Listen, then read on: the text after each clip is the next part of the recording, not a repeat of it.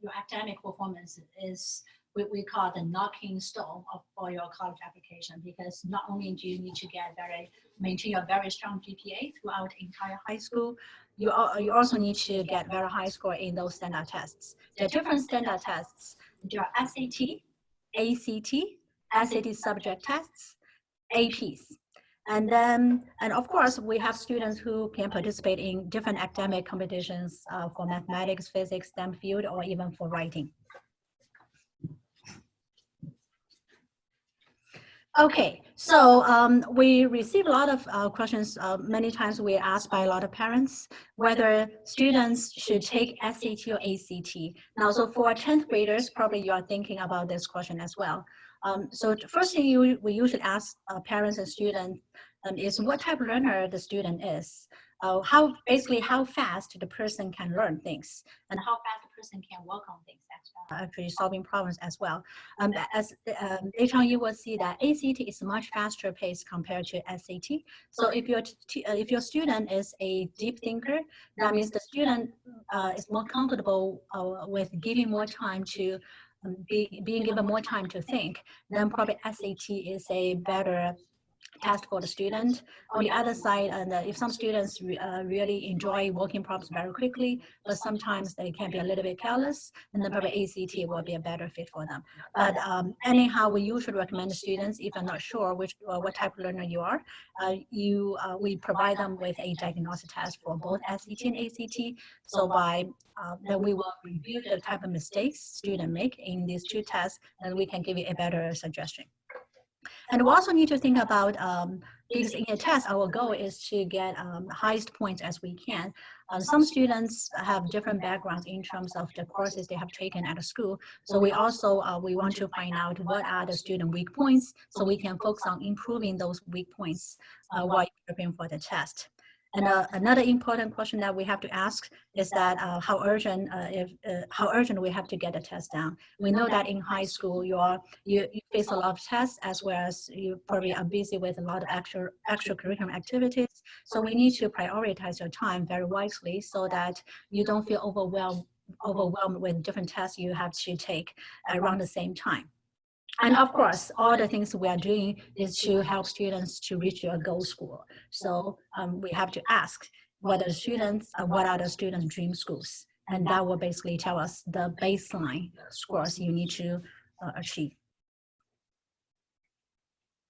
Okay, so a very basic comparison between the two tests is the test scores are quite structured differently between the two tests. And the SAT, in SAT, math accounts for half of the 1600. So if you are pretty good with math, and that's a very good news for you compared to ACT, where math only accounts for 1/4 of your composite score. The reading and the writing in SAT are combined together into 800. And then for essay, it's the perfect score. There are basically 3 criteria for evaluating or grading a student essay. The perfect scores are 8, 8, and 8. And for ACT, it has 4 required sections. Again, math accounts for 1/4, and English, reading, science all accounts for 1/4 respectively. And the essay, the perfect score is 12. So sometimes parents ask us, what is a good essay score? So for SAT, we would say that like 777 will be considered as a very pretty good score for the essay, and for ACT, probably 10 above is considered a good score for the ACT essay. Okay, so why do we need to learn strategy? I feel that for students who grew up in here, they are not very well trained with strategy, because probably they haven't taken enough tests to realize that strategy is very, very important. But for standard test though, and for students who have taken classes with us, they know that every time in the first class, we have to tell them, you really have to pay attention to details. This test does not test you whether you have a good picture of everything, but you do need to know how you really have to pay attention to details in questions, in particular in questions. I have seen a lot of students who cannot get 800 in math. It's not because they don't know how to solve the problems. In fact, they feel those math problems are quite easy for them. However, they cannot get 800 because they make all kinds of mistakes. Most of the time, they don't read the question carefully enough. In other words, they solve the wrong problem, not the question asked, not the problem asking the question. And also, these are all time tests. If when students work under the time pressure, and they will realize that they have to be creative in solving problems, meaning that they really need to know how to get the correct answer within the shortest amount of time. Okay, so in our classes, we'll also tell them how, especially for math and the subject requires problem solving skills, how they can solve problems creatively, so that they can get their answers quickly. And again, this test, well, I mean, for students who can do well with this test, and I think they are good problem solving. They have a pretty strong problem solving skills and the test strategy skills. And therefore, these are the things we also need to train our students during this process of preparing for the test. Okay, and then, so how much practice you need to do? We know that high school students are very busy. So if I say that when you have to take practice, you have to practice every 2 hours a day, and that's for most students, that's not a reasonable request. And therefore, we have to make sure that we only do quality practice, meaning that we need to practice with quality materials and with the right approach to solving problems. Because each time they practice, they should learn, they should improve, right? They should improve on their weakness point, and so that next time they can get a better score. So we emphasize quality practice rather than just practice for the sheer reason of amount. Okay, we don't advertise. We don't want students just do the practice for the sake of doing the practice. We want them to learn how they can improve through doing the quality practice. Okay, so does practice makes perfect? Well, depending on what kind of practice you do, right? So only quality practice helps students improve. So don't just get a book and just doing the practice without knowing whether this is a good material practice. And more importantly, you have to learn from your mistakes made in each practice. And then also ask yourself how you can avoid same type of mistake in the future. Okay, so here's a detailed comparison between the two tests. So like I said, SAT has 3 required sections: reading, writing, and math, whereas ACT has 4 required sections: reading. By the way, SAT writing is equivalent to ACT English, so it's called English in ACT, and math and the science. Okay, for both tests, essays are optional. However, for students who really want to aim for competitive scores, and essays actually not optional to you. Just like they said, well, SAT subject tests are optional, but that means they actually give an opportunity to show more things about themselves. If all other students who are applying for the same school are showing those test scores and the high test scores, but you don't have, that means you will have a disadvantage in the process. Okay, so even these are optionals, you still want to take them. Okay, and next I'm going to walk through a comparison between the two tests. So again, for students who are still debating between whether you should take SAT or ACT, that just give you a better idea of which test could be a better fit for you.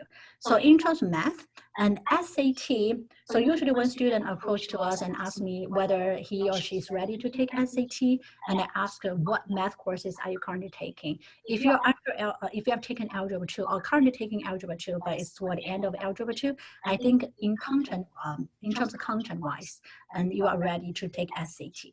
But for ACT, not yet. You have to wait till you start taking pre-calculus or have taken pre-calculus, because ACT covers a wide range of topics, starting from pure algebra until pre-calculus.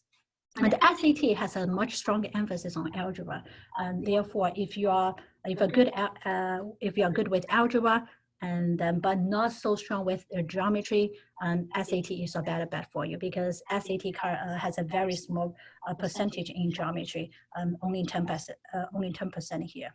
Okay, but I'm not saying SAT is easier to do. In fact, I have seen students who can get easily get a very high score in ACT math compared to SAT, because the word problems. The word problems in SAT are much longer than ACT, and most of the time the word problems are multi-step problems. And that's another reason why you are given more time to think in this test. Whereas ACT, all the problems are like one more straightforward and one-step problems. Therefore, you can work through the problem very fast. Okay, so in summary, SAT tests a narrow, a range of narrow topics. It's a narrow range of topics, sorry. And then those problems are deeper, requires more thinking and with more steps involved. Whereas ACT covers a wider range of topics. However, those questions are shallower, and then usually it's one-step problems, and therefore you can solve those problems faster. Okay, now science. We know that ACT has a specific science section where students need to read, analyzing scientific figures, graphs, and read scientific passage and answer questions. Although SAT does not have a dedicated science section, it does test students' ability to understand scientific passages in reading. In fact, there are 2 science passages in SAT. And then, so from those SAT passages, they still can evaluate whether students can understand experiment design. But of course, they don't test you whether it's a design is reasonable or not. But you just need to know how to read a passage and find the design and the findings from experiment in scientific experiments. And therefore, ACT science sections, in terms of the type of questions, they are more complicated compared to the question you will see in SAT science passages. However, it does not mean you have to have advanced science knowledge to do well in ACT science. Most of the time, it's about finding information from those figures and tables and the passages, even in ACT science section. So the key is that you really need to know how to look for the information, how to look for the answers. Okay, so I'm not asking you to do the practice here. Just want to give an idea of how the questions are phrased and what you might expect to see. So here is a very typical ACT a figure that you will see in ACT science passage. And I hope you don't feel that this figure is very overwhelmed. You actually will see a lot of complicated figures and tables in ACT science section. However, each problem only tests one part of the figure or one part of the table. So all you need to do is to find out the keyword which matches a particular part of the figure or table.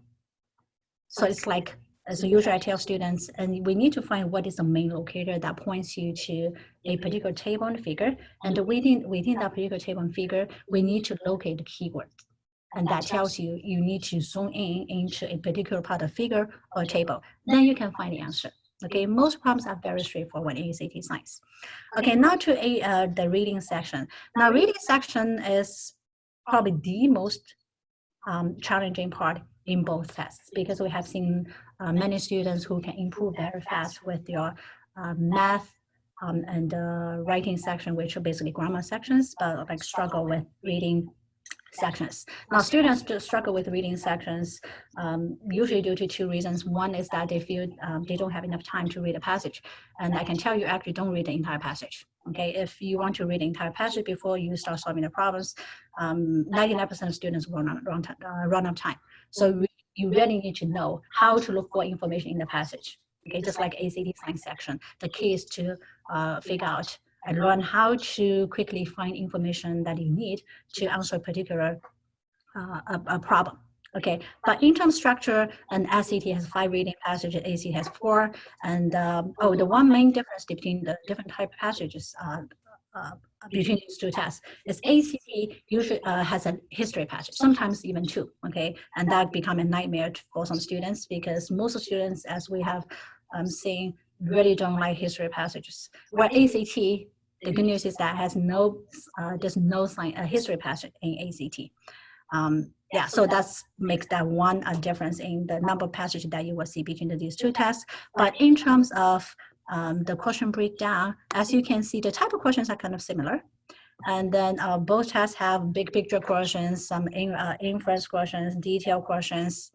However, in the new SAT, dual evidence, you can see that they dramatically increase the percentage evidence problems. And most time evidence problems are paired, meaning that they have a conclusion and then the follow-up question asks you, in order to best support that conclusion, where you can find that evidence in the passage. Most students struggle with these type of questions. Okay, so we just need to, again, so in our class, we actually tell students how to approach these type of paired evidence questions and how to avoid traps. Oh, actually, there's no evidence problem in ACT. Okay, so that again makes ACT reading that appear easier than SAT reading. But again, for ACT reading, you have much shorter, you have much less time than compared to SAT in order to solve each problem. Okay, so here you can look at some real examples. Okay, so again, the first thing we usually tell students is to work on SAT and ACT reading passage is that you don't have to read the whole thing before you answer problems, because you don't have time to do that. You just need to know for a particular problem where you can go to find where to go in the passage to find the answer that you need. And this is a very typical example where you can only use one word to help you find the answer. Because, well, here's the passage, right? We just cut that kind of excerpt from the passage, and the question asks you which choice best describes structure of the first paragraph. Now, this is a big picture of. Big picture questions are the questions for answering those big picture questions. We have to read a bigger chunk of text rather than just one line. However, if they ask you the big picture or structure of an entire paragraph, we have to go to the topic sentence. So here the topic sentence says the sharing economy is a little like online shopping, and then based on this topic sentence, you can look at answer choices. A says comparison. It's like a little like is a comparison, like a similar to, right? The passage does not the paragraph does not start with describing a principle, and then it does not start with describing strength and weakness. It does not describe a personal account. Just based on the beginning of the topic sentence, we know that A is the right answer. Okay, but to make sure that the answer is correct, you want to read the rest. A comparison is presented, this is a little like, and then develop through supporting examples. And that's the detail part. Okay, but the topic sentence tells us what is the most important part for the paragraph.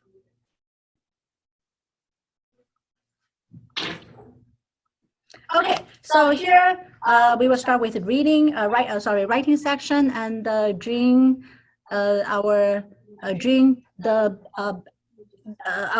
English teacher and the head of Summit EDU will go over this part. Okay, all right. So thank you everyone. So thank you, Dr. Yin. So we're gonna talk about SAT writing and the English section. And actually, this event is kind of like interesting because we don't really have time to have chance to interact with each other, but I'm going to talk about the English writing section. If you have any question, please let me know. And yeah, so if you have students or kids and who are currently like middle school or high school, or who are going to get in high school in the future, so probably you want him or her to join in, so we can talk about like the big picture about SAT, ACT, so they understand it better. If they have the big picture about the SAT, ACT, actually they will understand like which one to choose and which one is, you know, like a best fit for them. First, I want to say like because the SAT, ACT is the two option, and actually a lot of students and parents keep asking which one is better option. And for so many cases and the students we have been working on with, and we feel like you really want to have a diagnostic test to figure out which one you like more. For example, most students feel like SAT give more time for them to think, so they have time to, you know, process their answer choices, so they know which one to choose.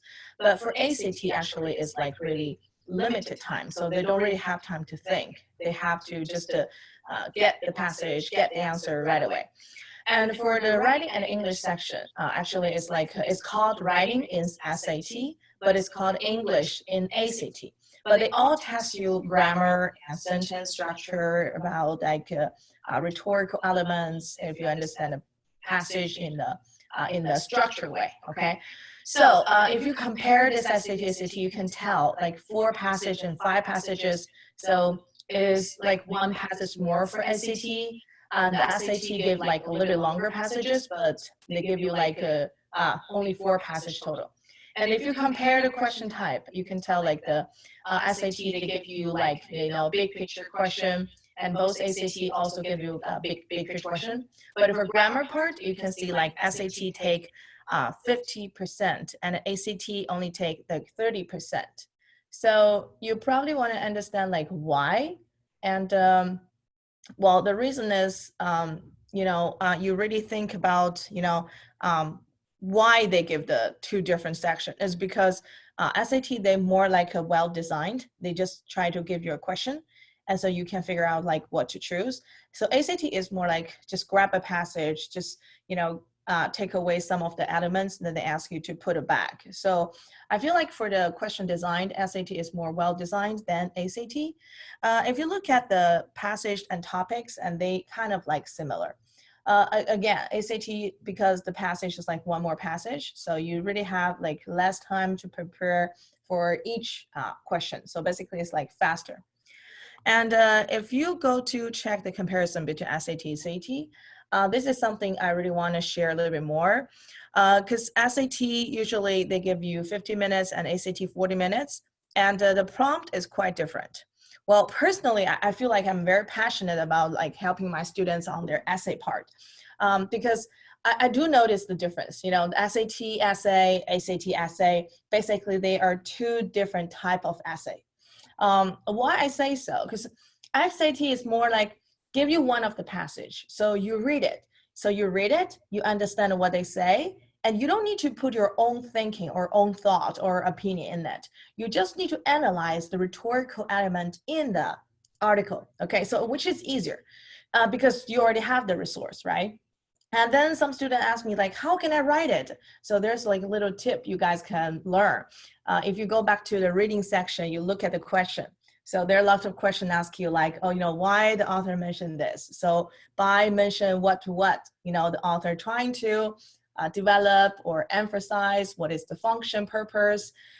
Basically, I feel like the SAT essay is just like using the different way to transform the reading section into the essay writing, okay? So if you really don't know what to write, so my suggestion is go back to the reading section to look at the questions and to remind yourself to find some element. That always can help, okay? So for SAT, it's more like, it's really hard for a student to have like nothing to say. And also it's hard for students to, go against it themselves because they have the passage and they already have the rhetorical element. For example, word choice, for example, simile, for example, metaphor, for example, like the sentence structure question, like how they use like the main claim to against the counterclaim. So those things is already there. It's always easier for them to judge or analyze someone's essay than writing their own from like zero, from scratch. So in that situation, I would say ACT's essay is more challenging. By the way, a lot of people ask me like, oh, essays, they're optional. Do I still need to take it? I would say, how do you understand optional? Optional means like this is an option. You want to choose it, you don't want to choose it, right? So option doesn't mean like they cancel the essay or they say, do not submit the essay. Option means like this is option for you. So you are the person to decide to choose the option or not, or give up the option. So if you want to really apply for competitive schools, I would say essay is a plus, okay? Actually, a lot of things, they're optional, right? Summer plan is optional, reward is optional, AMC is optional, getting high GPA is optional. So everything is optional, right? Because we choose to be more competitive. So you really have to take it. Come back to the ACT essay. ACT essay, they give you 3 perspectives, ask you to analyze each one of them and give analysis and also develop a essay. So it tests you basically about critical thinking, essay writing, grammar, vocabulary. There's some like ACT essays that these days I helped with. And I noticed like there's several common issues. First of all, a lot of students don't know what to write in the beginning in the first paragraph. Instead, they just rewrite the prompt. Okay, so if you rewrite the prompt, basically you're losing your score already because you really have to paraphrase and in your own words, and plus you have to present your own perspective in the first paragraph.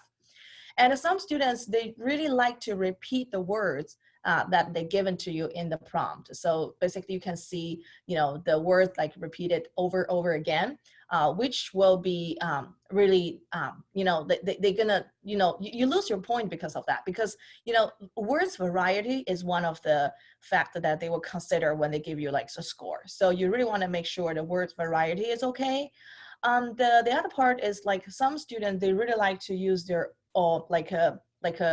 very oral English way to write essay. So for example, I do have students, they keep saying like, oh, in my opinion, I believe, I think, I thought, for most people, they think it is true. So they are all needless qualifiers, okay? So you don't really want to put that one to make your sentence like really redundant. So instead, you want to get to the point directly and show what is your opinion.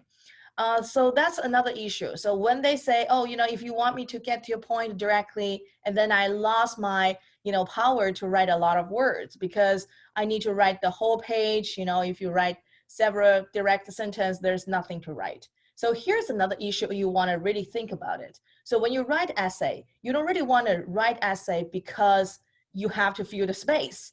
You want to write an essay because you have your, opinion to develop. You want to have example. So here I want to give several examples and several tips for you to develop your essay. For example, check if you really like to use very a lot or not. So very cool, very developed, very well, very nice. There's so many very in your essay. This is something you have to really change, okay? So the other part you have to ask yourself, can I find examples for my claim?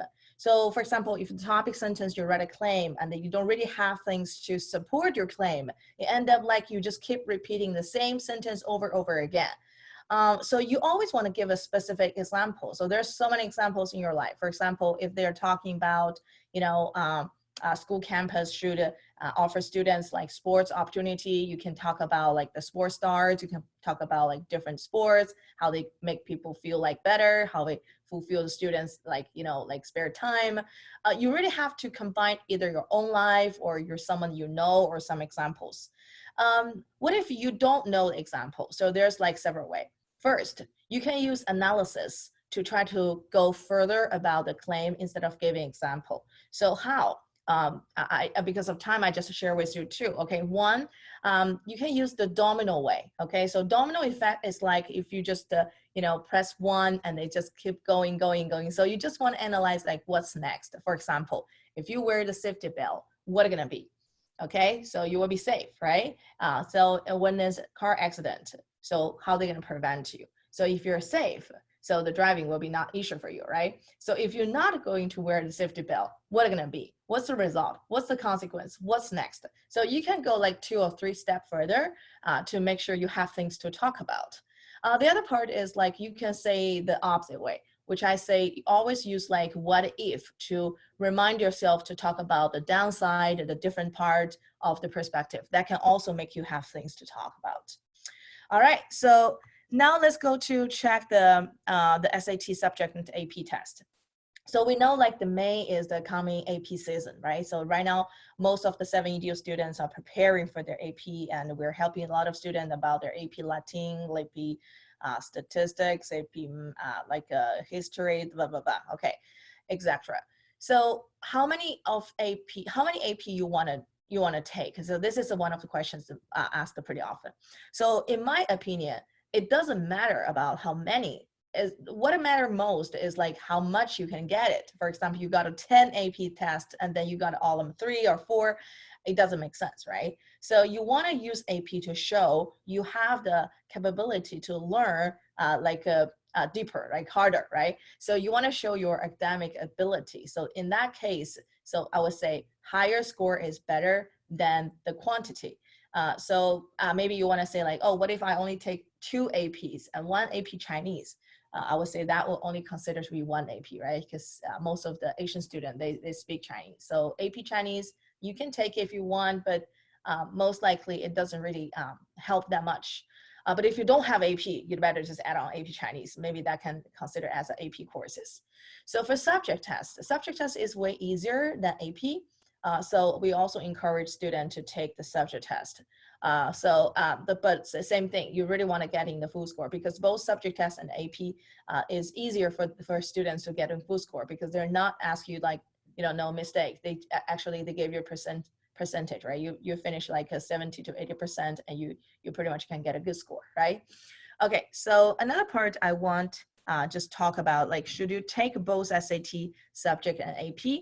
So my answer is yes, okay? So if you are taking both of them, actually, it shows your academic strong point, right? So you show like, oh, I'm really strong in my academic and I have ability to learn more. So this is a good chance for you. But it's not like really necessary. For example, if you're IB system, you don't really have chance to take a AP, but you also can take the subject. In that case, you don't need to take both. All right, so there's some like differences between the subject and AP. Like what I said, AP is much longer and the subject is like, 1 hour with multiple choices question only. And AP usually tied directly to corresponding AP classes and subject are usually not tied to specific classes. You have to really prepare by yourself. Again, so AP is like a focused and a deeper and a subject test is like a broad and a shallower. So that's like 2 things. But again, you also need to prepare. Don't think like, oh, because they're not like that hard, so I'm not going to take it, prepare it. So the best way to do is like only just take once. Actually, the whole year you only have like 1 chance, right? So just to fully prepare for it and to get it down. Okay, do not risk because starting from 9th grade to 11th grade, like you only have 1 chance. So better just to take it once, do not take the second time. That's why I also wanted the parents and the students to understand. If you focus and are fully prepared for your test, actually you're saving your time because you don't need to redo it again. Because when you redo it again, actually it's kind of like really awkward because you already know what's going on, right? But you still have some like leaking holes in your foundation and then you can't really find out where it's at. So that can just waste you more time. Just better get it down. So if I prepare for AP, I don't need to prepare for SAT too. Is that true? Well, it's no. Oh, you have to prepare for both. You have to prepare both. Same thing for SAT, ACT. If you prepare for SAT, when you come to ACT test, you still have to prepare. Or if you prepare for ACT and after you have it down, you have to prepare for SAT to take it. So there's another question. I just think about it. The student asked me, should I take SAT and ACT both? Because I do have some students like that. They take both. Well, I don't recommend you to take both, but if you can take one, have a good score, that's perfect. If you can't get it, maybe you can try the different one because I don't really suggest a student to take the one test over and over again. So like what I said before, I say no more than 3 times, right? I think it's 2 years ago or last year, I'm still talking about no more than 2 times, no more than 3 times. But this year, I think based on the data, based on the application for the last year's college, okay, because of that, I think no more than 2 times. So better just get it fully prepared and get your SAT down. Of course, the best way is always like you prepared, you get your SAT down and then 1 time and then you got a good score. So that's the ideal case. Strategy for the perfect SAT subject score, I will leave it in the future to talk about it because today we just basically want to give everybody a brief understanding about like how to prepare for college and how to prepare your 4 years. So strategy perfect is it AP score. So again, if you want to know more about how to get the perfect AP score or subject score, you can always call us and schedule a meeting so we can give you more specific like the reason and also the analysis. And I want to talk a little bit more about like what kind of material should buy for my child or prepare for my child. So this is something I do notice like a lot of parents, they help their kids. So one thing I want to remind, just parents do not run ahead of their children. I think that's not something we want recommend because I do notice like a lot of parents, they bought a lot of material, even they study by themselves, and then they just plan their practice every single day and they push like a lot.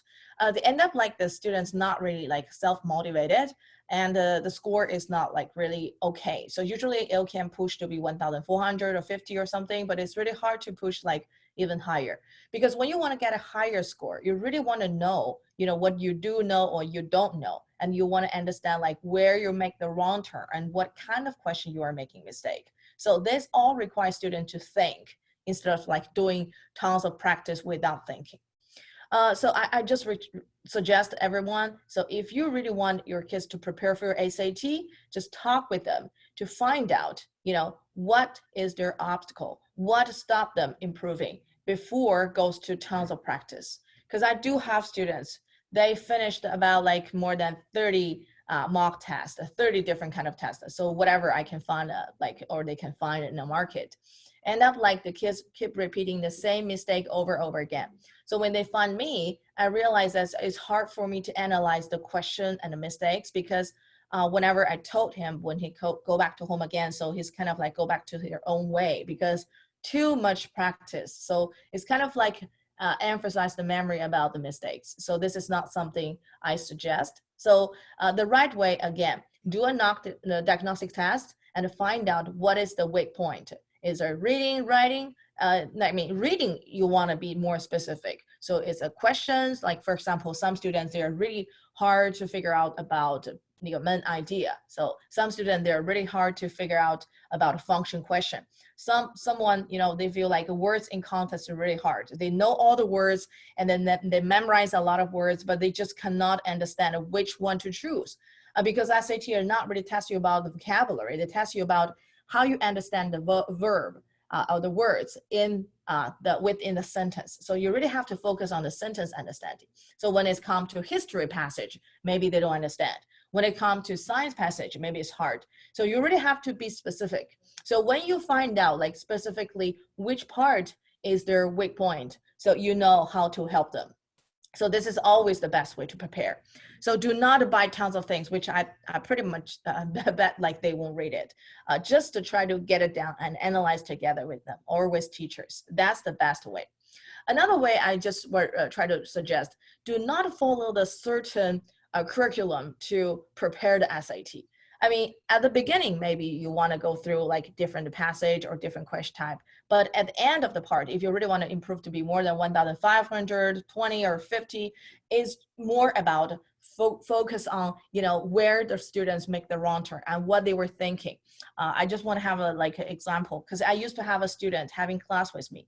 Then I find out like the reason why she cannot improve is nothing related to knowledge. It's nothing related to a reading skill or little comprehension. It's all about, inside of her heart, she feel like very nervous, and she feel like, she really have to get a good score. If she cannot get a good score, she cannot get in a good school. So like so much stress just make her cannot perform well. So in that case, that's not like something you really need to worry about it because of the knowledge or practice, right? It's all about how to get her understand.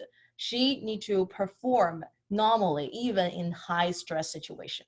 So I told my students, do not try to tell yourself like, oh, I won't be nervous, or I'm fine. Okay, so just to remind you, don't be nervous. It's impossible, because everybody gonna be nervous, especially when you get into, the SAT test center, right? So, everybody was nervous, so you're gonna be like influenced.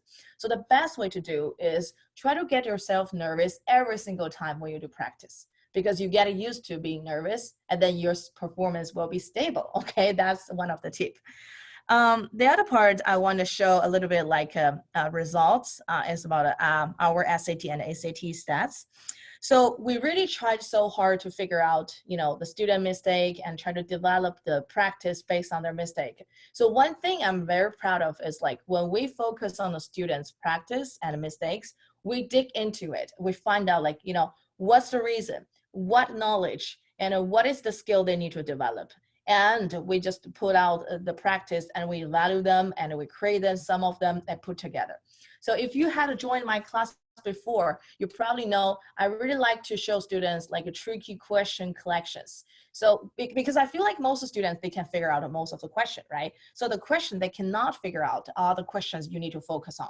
So I really think you don't need to put a lot of hours, but you really have to make your time, you know, like a work, okay? So 97% of the SAT improvement, and I feel like this is something latest data, and I'm really proud of that.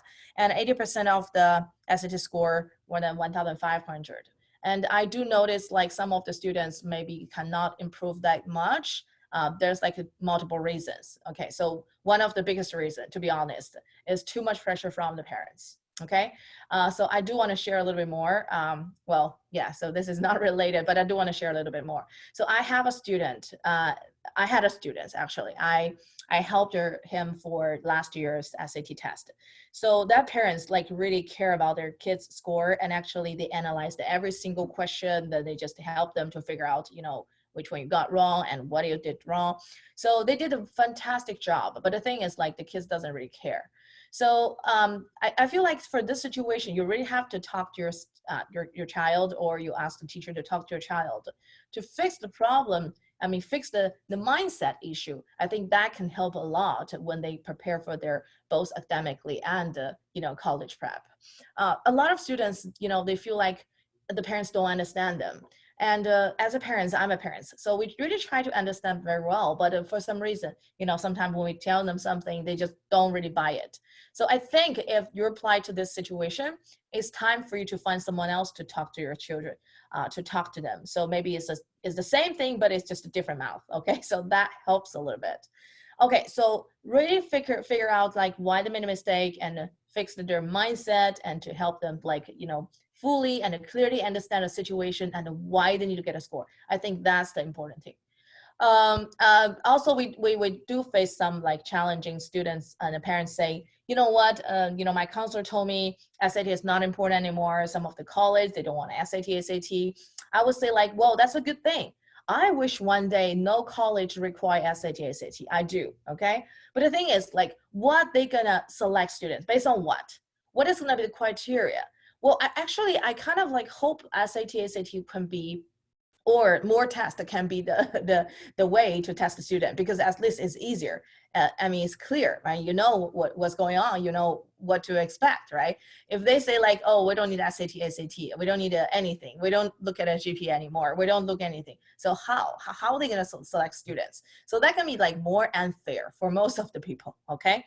So understand about this, and you will figure out like, oh, you know, this is what I want, you know.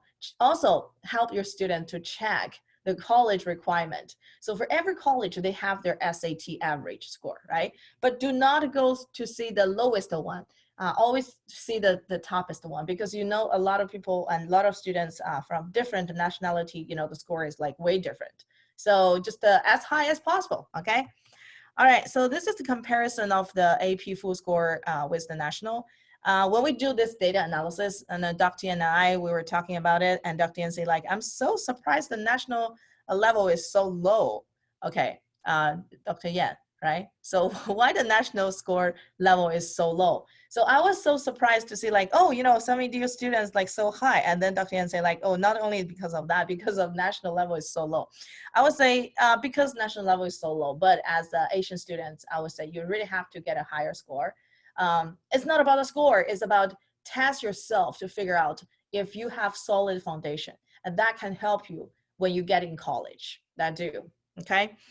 So this is our like a PSAT for the class data, because Dr. Yen is data analysis expert, so she keeps tracking all the data and how the improvement. So we do want to use the data to help us to, you know, figure out how to help the students better.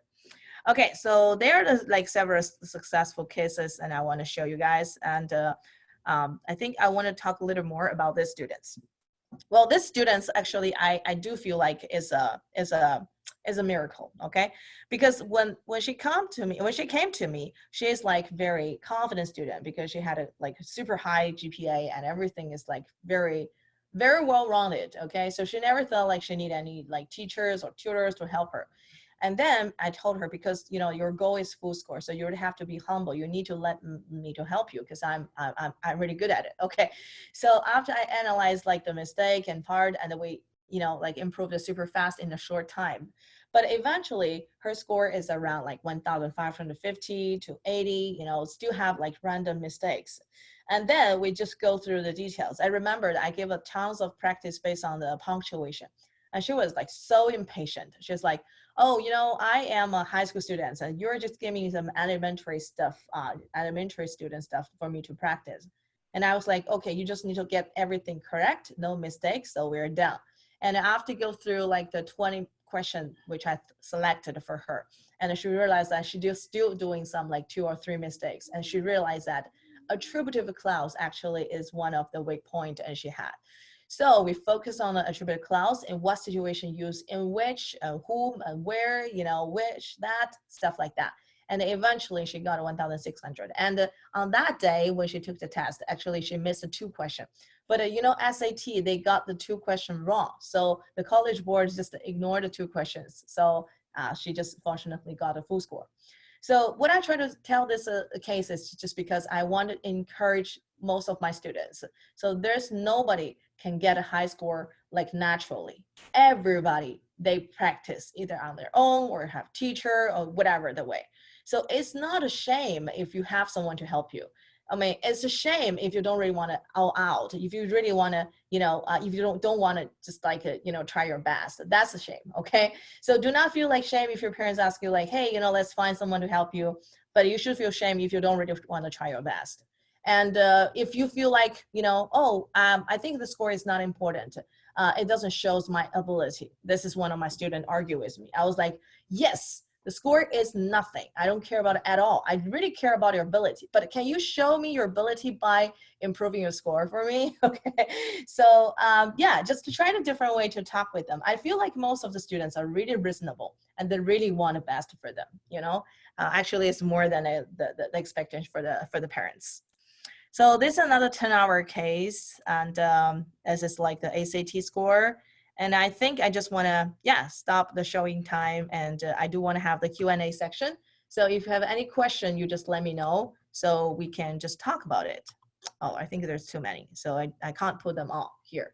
I just like to give you one of the goal and to remind you, hey, there's so many students, same grade, same age, they are getting higher score than you, okay? So try to think about in the larger picture, how many students in the whole United States apply for college, and then the world wild. So in that case, you understand, like, give yourself a little bit push, okay? So if you feel like, oh, I'm the kind of student that push myself too much, how can I just get less stress? You can also talk to me. I have some like secret magic for you, okay? So any question? So let's go to the Q&A section. Yeah, if you guys have any questions, go ahead and put it into the chat box or the Q&A on the bottom, and we'll go ahead and have either June or Dr. Yan answer it for you. If not, we'll also move along to the interactive workshop shortly after.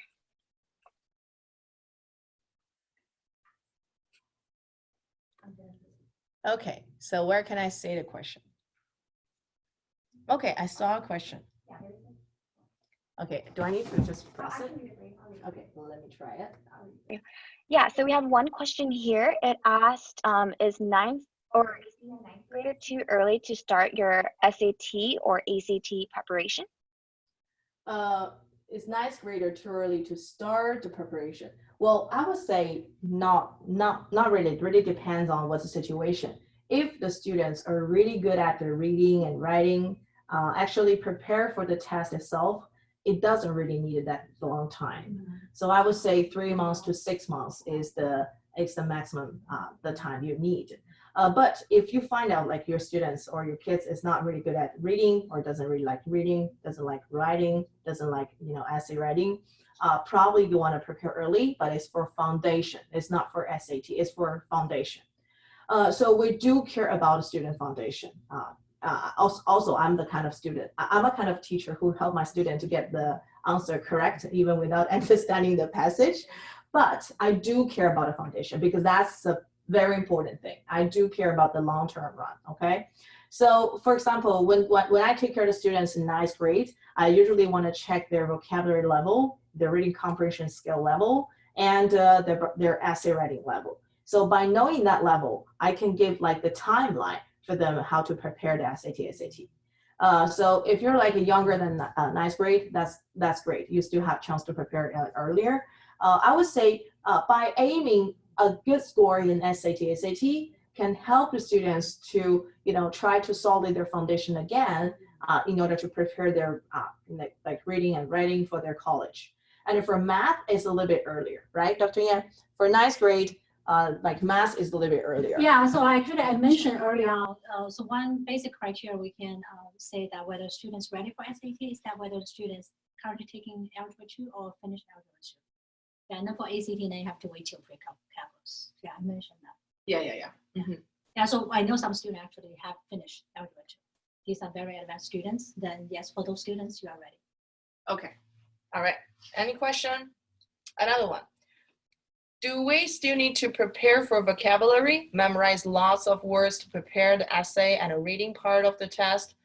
Well, if you want to, memorizing the vocabulary is a good way. But usually I suggest them to do it, before the ninth grade.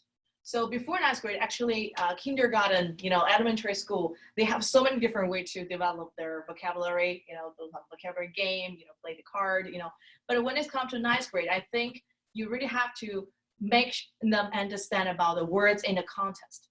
So do not focus on the specific vocabulary, focus on the understanding. Because to be honest, they can never finish understand or memorizing vocabulary. And even they memorize it, every word they have more than 1, 2, 3 meanings, right? So SAT time, sometimes they test the second meaning or third meaning of the one word. So really have to combine with the content.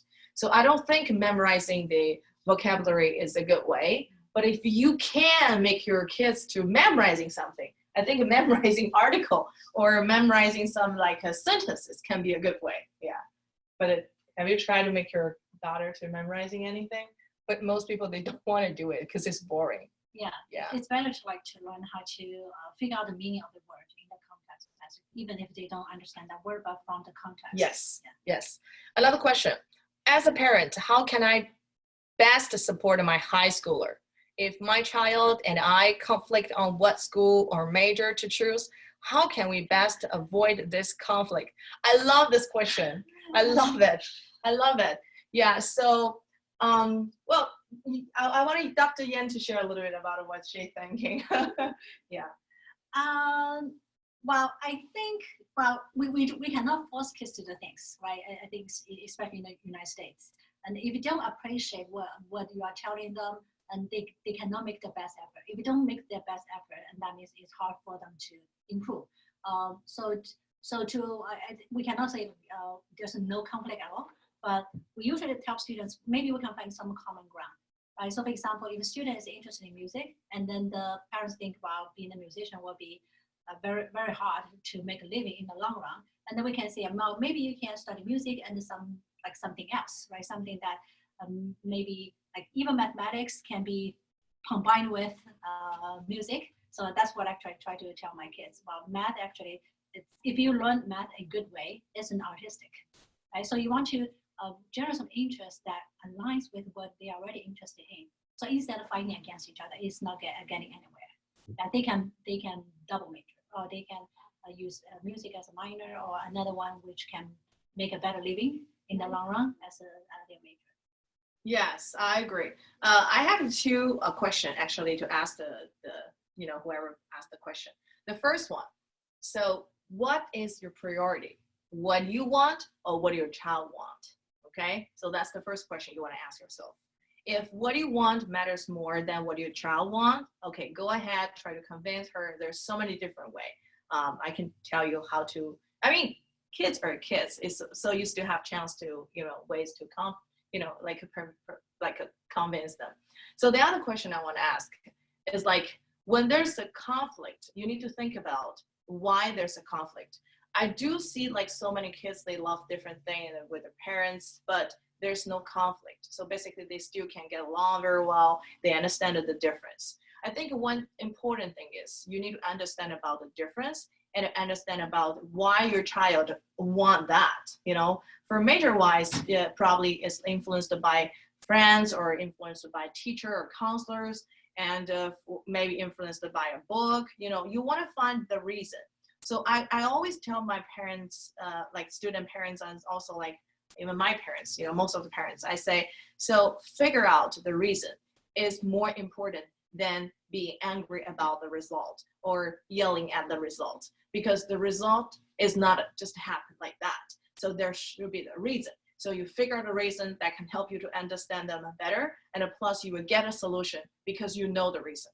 Okay, so this is something I hope, you know, we can share more about it. And actually, I think one day we should have like the Parenting. I think that's one of the things. There's no standard answer, but there's like so many things we can discuss about it and talk about it. Yeah, so I do have 2 kids, and definitely have 2 kids, and there's so many teachers in the SMU, they have 2 kids or more than 2 kids. So we do have the same issue. So when it's come to talk with the students, the kids, you know, they have different thinking. Of course, they always say no. This is part of the nature, right? Because they are growing. So they have to say no to show their independence. So how we can compromise that, how we can find a common ground, you know, avoid the conflict. I think that's part of the reason we need to learn how to communicate like non-violently. So communicate non-violently is very important. I suggest you guys to read one of the, like I think most of parents, they need to read it. It's a book called Non-Violent Communication. Yeah, Non-Violence Communication.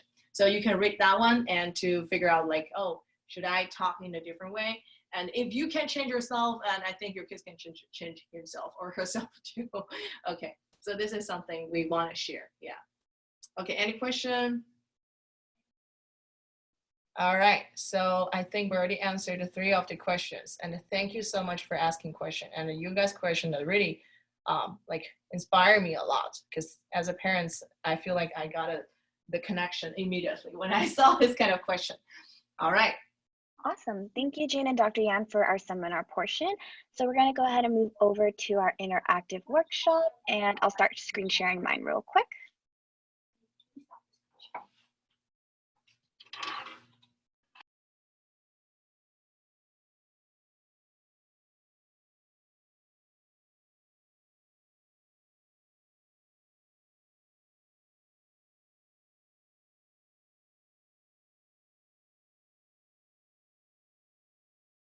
Yeah, give me 1 sec. I'm going to go ahead and screen share here.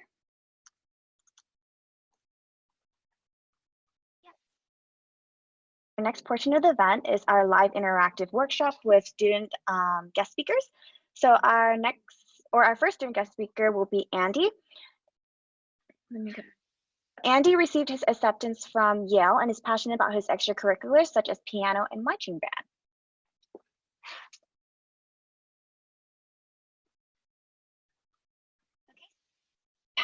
Schedule events for Andy's. We're going to go ahead and let him speak.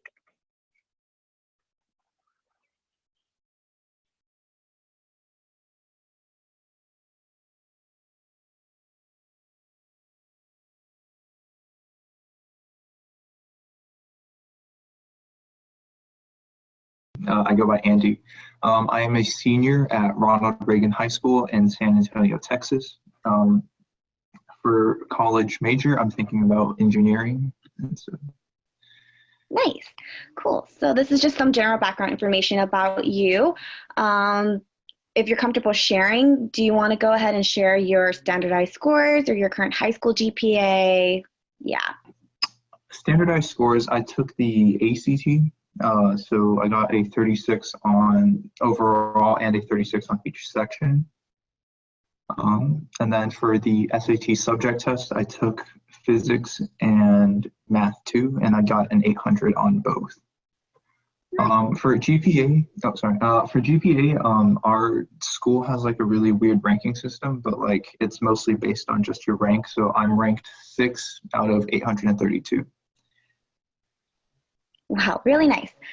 Okay, and then from our information that we have about you, what colleges did you apply to for college, and then why did you end up choosing that if you have decided on your college yet. So for college, I applied to Yale Early Action and UT Austin as like priority. And so for Yale, I really sort of like the environment there. I think there's like a ton of great people and great connections that can be made there. Last summer, I actually got the chance to visit Yale.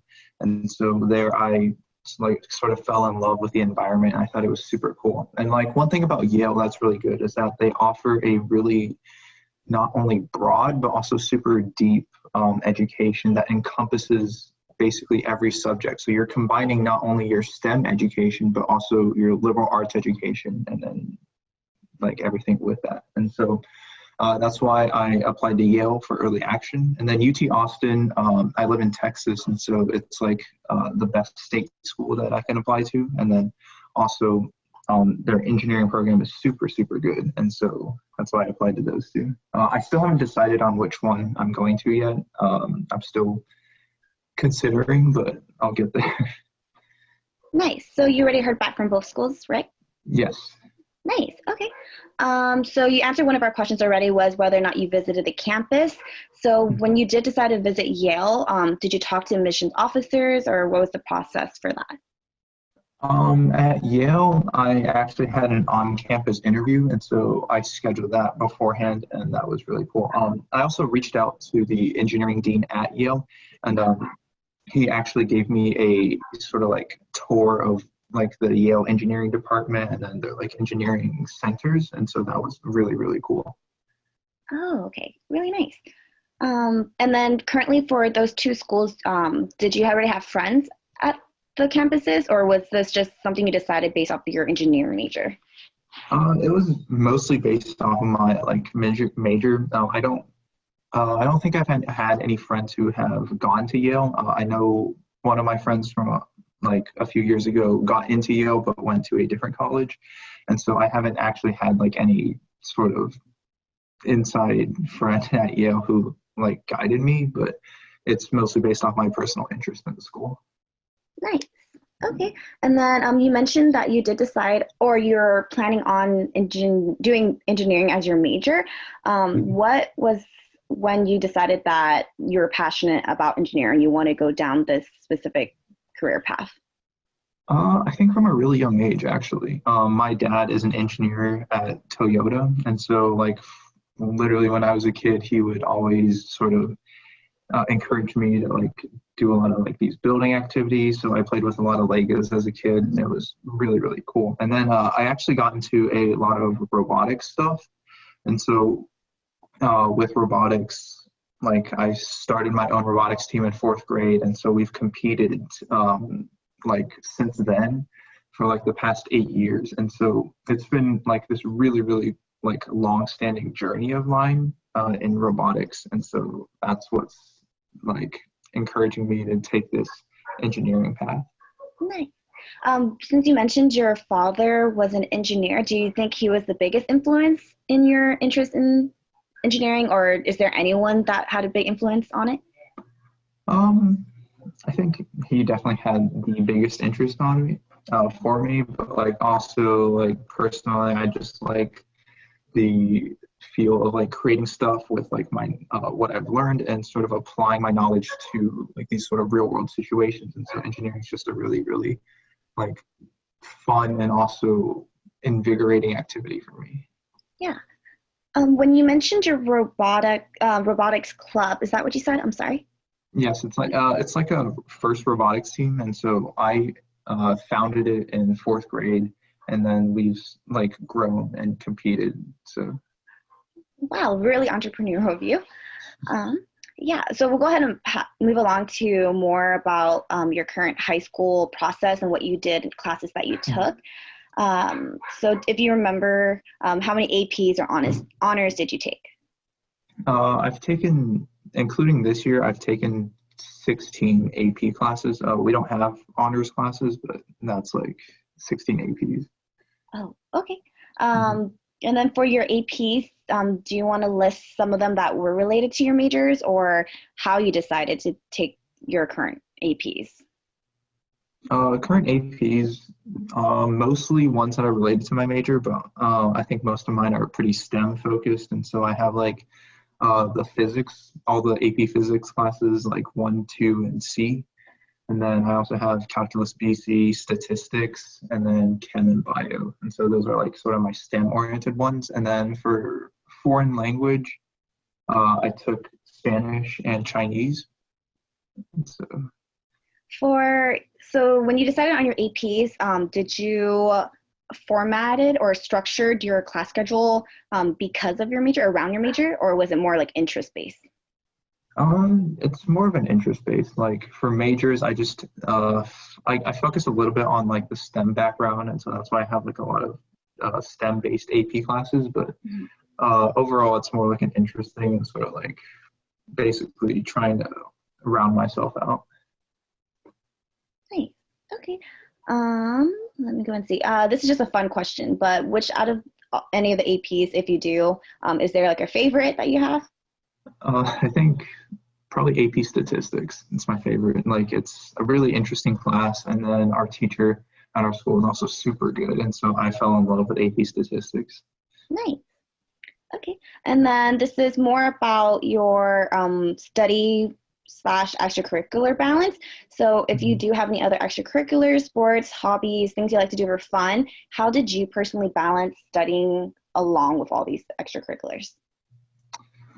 Uh, Balancing was kind of like a big thing for me because I participated in like an absolute ton of extracurriculars. And so one thing that I found to be super, super useful was that I had to sort of prioritize what I needed to do. Like basically if I had to study or like take care of like a sort of major grade sort of thing, then I would have to put that first. And like usually I would try to sort of like complete as much of my homework as I could within school or like during breaks during school.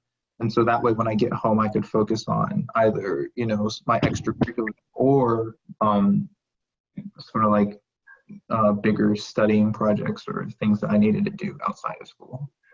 Did you have some sort of like a planner or anything that really helped you stay organized? Or what's a tip that you could give to like a student? I think what I did was like I would have like this sort of like almost chart system where like I basically list out what I need to do first and then like how much time that's going to take. And so I can really see if I have a, let's say 2 hour chunk of time and I need approximately 30 minutes to study for a test or like either longer or shorter depending on, you know, for what class it is, then I would have to set aside that chunk of 30 minutes, but also consider that if I wanted to either like practice an instrument or either like exercise or like do anything for like one of my extracurriculars, I would also have to factor that in. And so it was more of like looking at what time I had and then seeing the best way or like how I can maximize my efficiency when I did it. Is this something that you've done all throughout high school, or this type of strategy that you have for? Yeah, I've been doing it pretty much all of high school and it's been pretty effective and so. Nice. Okay. And then we'll go a little bit towards your college planning and how you started deciding on colleges. So when did you exactly start thinking about what university and college you wanted to go to in high school? I think when it came to colleges, universities, I probably started looking at around freshman, sophomore year. And so I started looking at like what colleges I would be interested in, what colleges that like sort of aligned with like my majors or like my personal like educational goals. And so when I selected Yale and UT, it was actually because I've heard about like a lot of it either from like online or from people around at my school. And so basically freshman, sophomore year was when I really started to look at these colleges and try to figure out like what I could do in order to sort of maximize my chances of getting accepted. Nice. Okay. Would you say that you had anyone that helped you for that, like from that freshman, sophomore year when you were searching for colleges? Was it just all was it more on your own personal motivation, or anyone that helped you for that? I think most of it was reaching out to like sort of like these older students who either have like siblings or they themselves have like applied to these types of schools. And so it's basically me trying to find like information or advice on not only how to apply, but also where to apply for these schools. And then I think past that, it was just my own motivation wanting to go to these schools. Okay, so then for when you did decide to ask some older students for help, how exactly did they help? Was it more they just told you the process of how they started applying, what research they did, or just general opinion based? It was a lot of different things. Like there was a lot of different, like I would I would talk to them about like which colleges were sort of like the best colleges, and then like basically what these colleges look for. And it was more about trying to find out like what I needed to do on my end in order to get in. And then also a lot of research on which colleges fit me and then which colleges would be sort of like better for me to go to compared to other colleges. And then just also what I needed to do, like either like to talk with other people or to like reach out to sort of like these professors at these colleges and like get a better idea of what I should do for my application. So you mentioned that you started this your freshman sophomore year, starting your college planning. Do you personally feel that this was necessary, like having a plan, like starting earlier than maybe later, or what's your opinion on that? I think starting earlier is definitely a really, really good decision because when you think about your application process, it's a lot about how you as a person and then how your experiences in the past prepare you for college. And so when you have a goal of a college in mind, it really helps you when you're thinking about what aspect of yourself you want to develop in order to sort of like prepare yourself for the college. And so, for example, when it came to like Yale, I knew freshman, sophomore year that I really, really wanted to apply there. And so I thought about like what Yale sort of looked for in students. I thought, and then I also did some research, like what type of students they admit, what they look for, and like these standardized test scores, these extracurricular activities, and then like sort of anything that you would have to do outside of class to be accepted. And so when you start earlier, you really have a lot more time to sort of learn more about yourself and then grow a lot more from the experience. Wow, that's a really good answer. Okay, and then, so if you could tell a student when they should start planning for college, what's like the latest that they should be planning or earliest, in your opinion? Honestly, earliest you can start like really, really young. And so like basically in elementary school, you can start the process, but it's not necessarily everything's about the application itself. Like when I was really young, my parents would encourage me to do a lot of these different extracurricular activities, but like it was more of like seeing what I would be interested in. So I started playing piano at like a really, really young age. And then that was really, really impactful on me because I liked doing it from a young age. And then that also grew to be something that helped me a lot in my college application process. And so I would say that to encouraging students to start from a younger age, simply just to find out their interest in what they like doing, but also sort of like towards late middle school, early high school, they want to start thinking about building their resume and then like what they can do in their extracurricular activities to make them truly stand out as a student. All right. And then as you meant, this kind of goes to our next question is, what involvement did your parents have in your college application process? You answered a little bit on that, but more specifically, I guess, like during your senior year, were they a part of your application process, or was that solely on you to do? I think I did most of the work, like at least the application stuff. My parents definitely helped me with like looking over like my essays and then helping me prepare for like college interviews. And then they were also super supportive of like my interests throughout my entire high school career. And so when it came time to the actual application process, they already helped me a ton by then, and so I was able to do a lot of the application by myself. Ah, okay, I see. And then the next question here is, what is one regret or wish that you wish you could?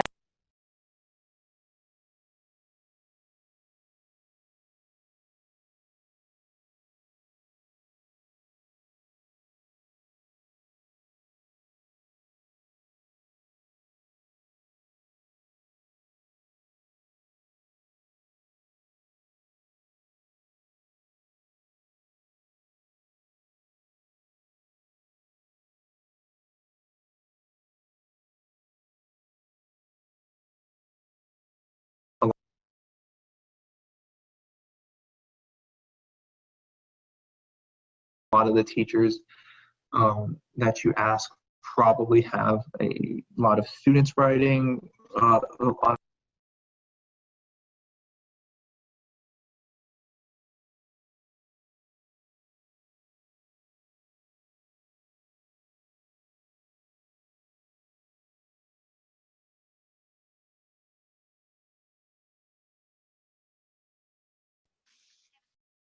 Laggy?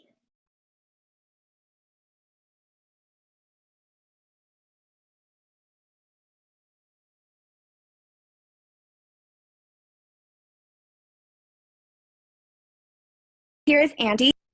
like letters of recommendation early enough, and so um, that would definitely be something that I recommend starting early, because once you like get into senior year, a lot of the teachers that you ask probably have a lot of students writing, a lot of students they're writing for, or just like a lot of just general schoolwork to get through. And so they become super busy, and then you become super busy. And like you ideally want to start that sort of process as soon as you can, because um, that's like a super important part of your college application is like your letters of recommendation. And so that's definitely something that I would recommend starting earlier, because I kind of started those too late. How early would you recommend for, say, or yeah, when would you recommend they to request a letter of rec? Early, or like towards the end of junior year, I would definitely recommend talking to the teacher that the student wants to have them write a letter of lec for, and so late junior year, and then you can sort of follow up either throughout the summer or like it's close to when school starts. And then when school starts, ideally you want to have that letter of rec written as soon as possible. Nice, thank you. And then for this summer, could you briefly describe some of, or not this summer, but in general, like your summers throughout college or through high school, what you did in order to prepare for your college applications or making your college app, if there was anything specific? Mm-hmm. Okay, so in the summers of my high school, I did 3 major activities. The first is outreach with my robotics team. And so we do a ton of community service throughout both our city and our state. And so we like give presentations, we do a lot of camps, we give talks. And so that's probably around like the first half of summer, so like probably most of June. And then in July, or like late June, and then most of July, I actually had a research internship at one of my local universities. And so I had an internship at a biomedical engineering lab. And so there I was able to sort of solidify, like I had a lot of engineering experience and then how I can actually apply it to sort of this real world situation. And so I think that was definitely really good for building my college application. And then from late July through all of August and school starting, I have marching band camp. And so marching band has been like a huge part of my sort of high school life. And so marching band camp takes up a lot of time, but it's also this really, really fun activity. And it also sort of like shows your dedication and commitment, especially because marching band rehearsals are super, super rigorous and demanding. Nice. Thank you for sharing.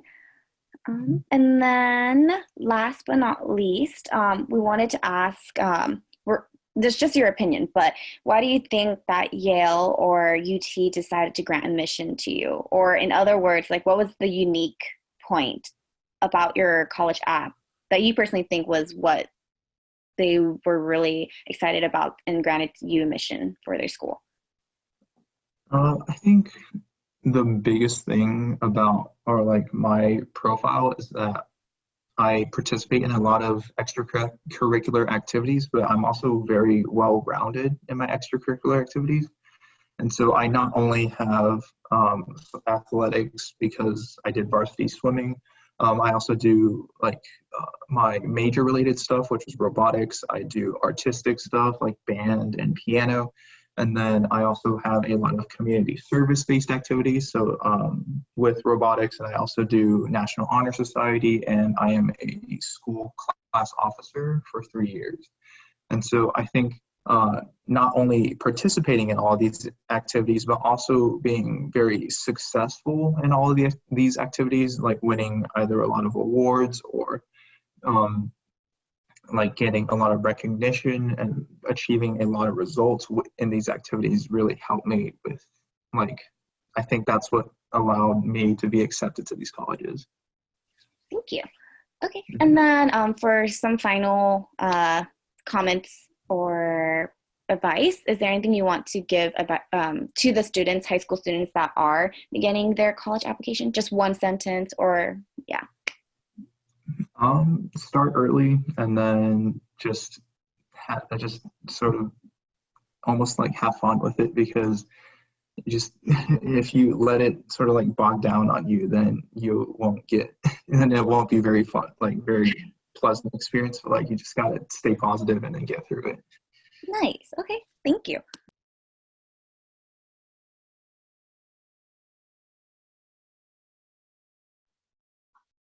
We're going to go ahead and move on to our next student guest speaker, which should be Allison. She's online right now. I'm going to have her share her video.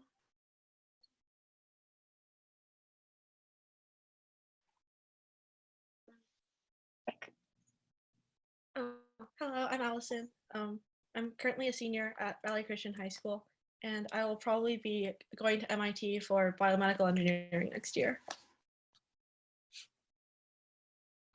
Let me go ahead and make the screen a little bit bigger for you. Hopefully everyone sees you. Nice. Okay, so just some similar general background information if you're willing to share your standardized scores or your GPA. Okay, so my school's GPA system is out of 4 if you don't weight it.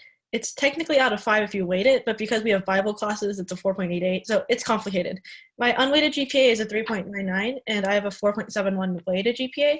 I have a 1590 on the SAT and a 1500 on the PSAT.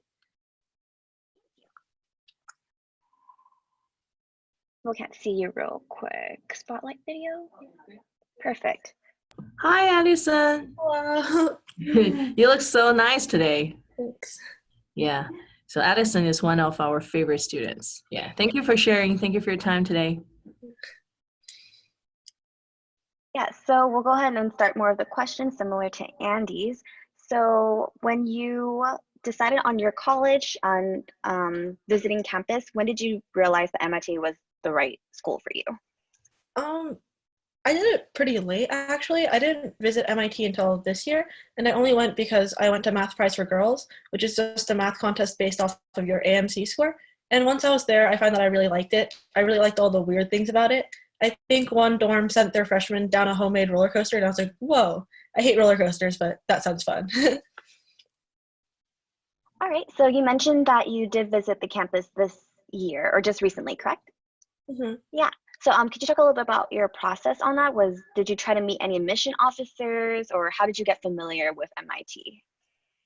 Because I was there for a Math Prize for Girls, they actually had an admissions officer like talk slash panel just for us, and we also got to go on a school tour before the contest.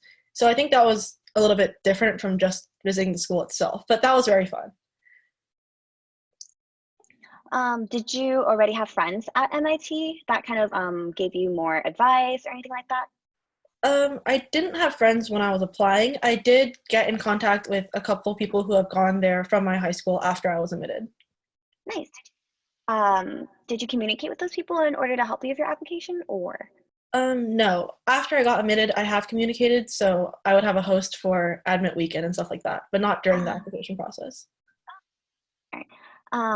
And then you mentioned about your major that you're deciding on for MIT. We were wondering, how did you decide on your major? So I'm doing biomedical engineering. I just really like bio, but when I took AP bio, I smushed a lot of worms during dissections, and it was like, okay, perhaps I should not go into straight bio. And I also really like math and physics, which I didn't think I would get by becoming a bio major. So I chose biomedical engineering so I can still pursue that bio while having math and physics to back it up. Did you had a point where you realized you were passionate about both bio and engineering, or is there like a catalyst or an event? I don't know if there's a particular point, but I got into contest math my junior year, so that made me realize that I did want to pursue math more deeply than just like, I guess, what I would get in a life science major. Influence in your interest for bioengineering? Oh, I also found that through my school's ISS program, which is just a program where we kind of send experiments to space. And it's a lot of engineering because we have to build everything we send ourselves. So that includes the things that we run our experiments on, because our experiments will be running autonomously. And that was also kind of a catalyst for engineering in bio. We're going to move on a little bit more towards your APs and honors in high school. So if you could share, if you're comfortable, how many APs or honors did you take, as well as when you decided you should be taking your APs and honors? I took 17 APs and 11 honors. I think most of my APs were decided kind of just on the spot because I felt like taking them. Obviously, I have the STEM APs for my major, like Calc BC, Stats, Physics, Chem, Bio. I have ones that I took just because I'm personally interested in them, like AP Lang, AP Lit, AP Art. But I don't think those are necessarily something you have to take if you're not interested in them, but I just really like English and humanities in general, so I took them.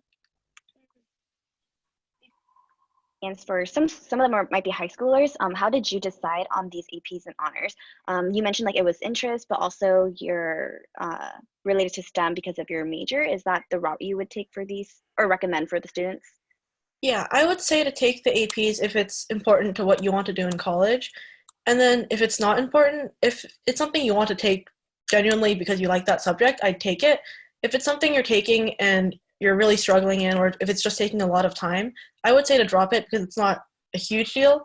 So I guess do it if it makes you happy. If it doesn't, and it's not important to college, just don't do it. Onward to our next question, which is your balanced studying life. How did you balance your high school studying along with the extracurriculars that you have, if you want to share? So I do several extracurriculars. Some of them take more time than others, but I think the main thing is to find things that you want to do yourself. So even studying doesn't feel horribly painful to be doing all the time, especially with some of my APs like AP Lang or AP US History. I would just not study at all for those because that was something I enjoyed looking into in my free time anyway, so I had pretty extensive background going into those.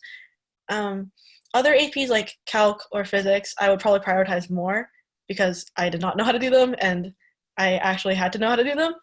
And then extracurriculars, don't do too many, I guess. I think I only have a few really big ones. One of them is swim, the other one would be ISS.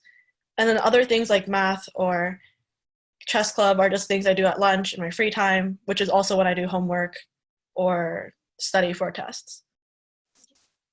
A planner or organizer that helped you balance your studies along with all of these extracurriculars?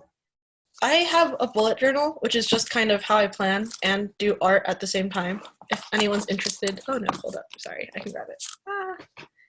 Yeah, if anyone's interested, it's just like my art journal / planning journal at the same time. So it's a good way to keep me organized, and it helps me de-stress because I like drawing.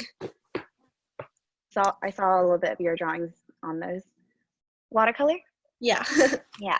Okay, yeah, so we're gonna move onwards towards your college planning questions. So when did you exactly start planning for college? My college application process is a little bit odd because this is actually my second time applying to colleges. So I think I would say I started seriously planning October of my junior year because, I don't know, at the start of junior year, I just was like, yeah, I feel like applying to college now. So I started then, I applied once, and this is the second time I've applied. Like that helped you during your college application process, both the first and the second time. How did they help you? I think especially more last year than this year, I also reached out to a lot of older siblings and older friends because they knew more about the process and they knew more about the colleges that I wanted to apply to. So I just asked them what they liked about that college, what made them want to go to that college, what are some tips for their application process about essays and editing and things like that. And this year was a lot more of myself because most of my friends were busy with their freshman year in college, and because I've also done it once, so I felt pretty confident doing it again. Feel that an organizer or a planner, some type of structure for college during your application process? If there was one, what was it? And then did you feel that it was important to have one? I just had a spreadsheet tracking application deadlines, whether I submitted something or not, interview, no interview, things like that. So I would remember to actually do those things. I'm fairly forgetful if I didn't have one. Stay organized. And then our next question here is, what is your opinion on early college planning? And then do you have a recommendation for it? Is there a certain time you should start, no later than? I would say do start early, but don't like fully set everything on what college you want to go into. I would say junior year would be a good time to start. You could probably start earlier, but I think it's good to keep in mind that you shouldn't necessarily do things for a specific college, and it's more about finding a college that already fits with the things that you feel make you you. So yeah, but actual planning, like essays, stuff like that, do start earlier, start junior year so you can think about the topics, think about the prompts, not necessarily write one, but at least know what might be something you want to write about when you are faced with those prompts as a senior. And here we have, this one's more about your parents and their involvement during your application process. Do you want to share a little bit if they did help you with your application, or did they push you in any way, encouragement, etc.? My parents are not that deeply involved in my college app process, and I mean, they're definitely supportive of everything I do, but I think it's important to let like the person actually applying just figure things out for yourself. An example would be like contest math, because I really did not like contest math when my parents made me do it, but then when I was doing it for myself and because I wanted to do it, I liked it a lot better. So I think it's just a lot better to let whoever's applying figure out what they want to apply for, apply themselves, help as needed, I guess, but I wouldn't push too deeply or be too involved in the process. And this one's a sort of fun one. It's, do you have like a specific regret or positive that you think you did well on your application that you want to share with the students and viewers? Regret about my application. So, my mom says Edison, New Jersey with a slight accent, and I always thought it was Addison, New Jersey. So my birthplace on my applications is a town that does not exist because I did not spell it right, and I did not know that I was misspelling it until now, I guess. So yeah, spell check your application. Another thing was I also said I was an AP English Lagrange instead of AP English Language. I would spell check it, possibly get more people to read it than I did, possibly also not submit at 11:59 so that you do not get these embarrassing typos in your application. But overall, I don't think it's a huge deal. It clearly didn't hurt me that badly. Our last question of the day for Allison, similar to what we asked Andy, what do you think was the unique point that you had that MIT saw in you and granted you admission for? My interviewer actually brought this up, but so I think I told MIT that my greatest weakness is my inability to tell my left from my right. I failed several driving tests because I just seriously do not know where my left and my right are. I'm like, oh, I'm just going to turn that way. I hope it's right.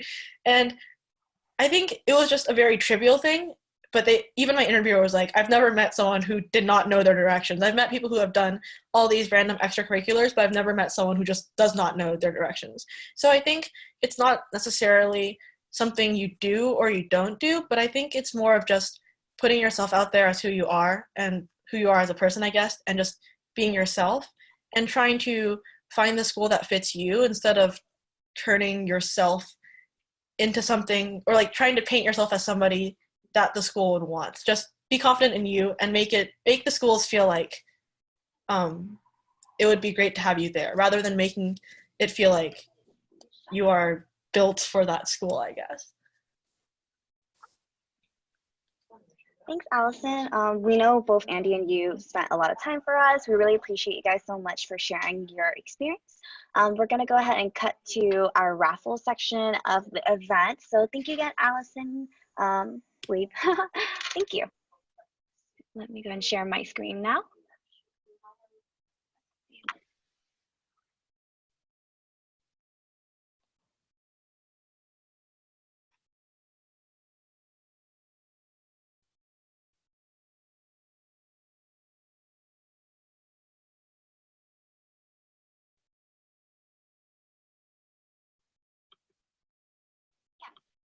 Earlier in our registration, as part of our event, we have a raffle for people that invited others to register for Path to Your Dream School. So we used a random name generator and inputted all your responses in there. And the winner of today's winner for the raffle will be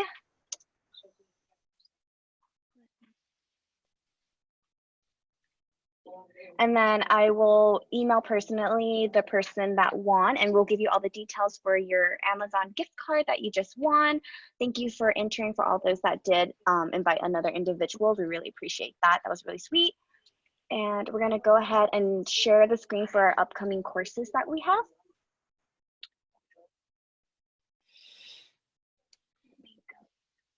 Guys, so in March, we have a lot of our AP courses that, let me go ahead and resume screen share. So this upcoming March, we have some AP courses that are available. Dr. Yan will be teaching our AP Calculus AB, BC, as well as statistics. And then, of course, we have our SAT courses. We just had one that started today, the SAT Veteran Plus All-in-One Strategy course. I'll go ahead and show you guys the description a little bit so you know what our itinerary is. So this one started just today, so you're still available to enroll if you're interested. I'll show a QR code and a phone number that you can contact if you are interested. So the SAT class gives students 18 lecture hours from our teachers, along with 12 hours of class practice time with an on-site TA. The course provides a near real practice test taken at the beginning of the course to target strengths and weak points for improvement in their early stage, and another at the end of the course that includes an improvement evaluation and 2 hours of review. So if you're interested in this specific course, of course, we'll give you the details to contact in just a few slides. And give me one moment here.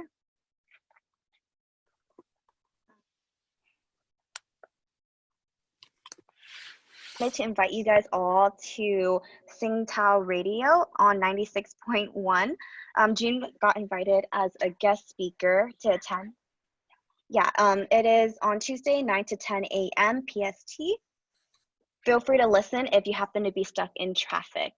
I'm going to share my last PowerPoint slide to you guys real quick.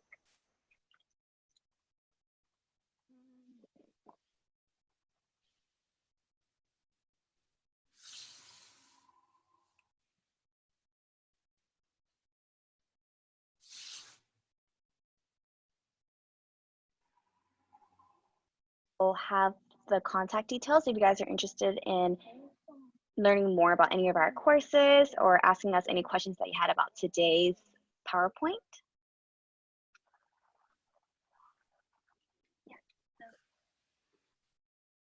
you call the number or scan the QR code, you can schedule a free 30-minute academic consultation, and we'll also answer any other questions you guys might have. Thank you, and we'll also leave this up for you guys for the next 5 minutes. Have a good day.